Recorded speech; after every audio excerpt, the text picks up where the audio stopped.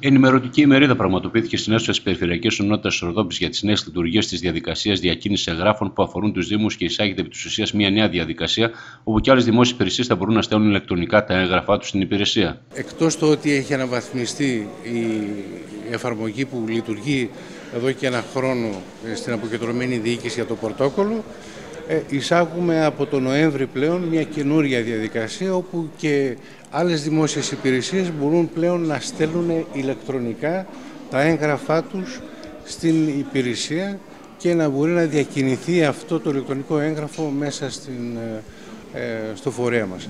Αυτό θα διευκολύνει και τους ίδιους τους φορείς αλλά και τους ιδιώτες που θέλουν να επικοινωνήσουν μαζί μας, διότι με αυτόν τον τρόπο θα μειωθεί κατά πολύ και η δαπάνη αντιτύπων που θα πρέπει να εκδίδονται, αλλά και για μείωση του χρόνου και μείωση βέβαια της δαπάνης επικοινωνίας και μεταφοράς εγγράφου. Μέσα σε αυτό το σύστημα μπορεί και ο ιδιώτης πλέον να στείλει στην αποκεντρωμένη διοίκηση και σε οποιαδήποτε υπηρεσία της αποκεντρωμένης διοίκησης στους 12 νομούς που εκτείνεται, την αλληλογραφία, δηλαδή το έγγραφο που θέλει να πρωτοκολληθεί. Τεχνική υπάρχει.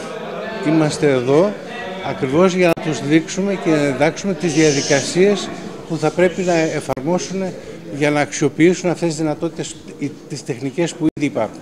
Η εμπειρία από ιδιώτες είναι ελάχιστη, αλλά δεν πιστεύω ότι είναι δύσκολο.